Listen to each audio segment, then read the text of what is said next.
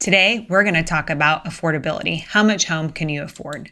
There's a lot of different parameters that we have to take into account, but let's just look at some scenarios here. So let's say that you make $100,000 and the interest rate today were 6.5%, and you said, you know what, Kristen, I have about $25,000 that I can use for a down payment, and I have about $300 that I pay in an auto loan for current liabilities that I have. How much can I afford? Well, roughly speaking, and of course, like I said, we got to look at all the different programs, but that means you can probably afford about a $500,000 home with where we are with current interest rates. And you say, okay, well, that's great. Well, I'm going to get a pay raise. So I'm going to actually be making, or my spouse and I are going to be making $120,000. How much more affordability does that give us?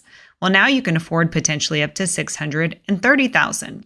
So it really is going to depend on how much your income is, as well as how much your monthly obligations are, and how much money you have available based on the current rates, as far as how much home you can afford. There's a lot of creative strategies that we can look at to help you afford to a higher price point potentially as well, such as maybe a debt consolidation purchase. What is a debt consolidation purchase, Kristen? Well, what that means is that let's say you have enough money saved up and you said, you know, Kristen, I have $50,000 that I can use towards a down payment. We've been really working towards saving so that we can purchase a home. And now we have $50,000 to purchase a home.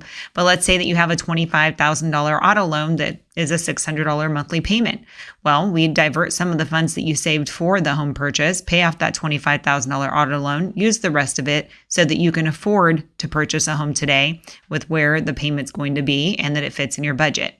Because there is a difference between what I can qualify you for, which is your qualified payment, as well as what I call your lifestyle payment. Your lifestyle payment is what you can truly afford. That means with everything else that you spend money on or are going to continue to spend money on, how much money can you allocate towards housing? Those numbers can be different. So it's really important that we look and see what your specific numbers are. So looking at affordability and what you can afford for, even though I gave you some basic numbers here, really is going to come down to many different factors as to not just what the market holds, but what kind of strategies do we have in place to be able to help you afford purchasing a property so that you could start earning the appreciation as well as paying down your loan balance and start creating net worth for you and your family.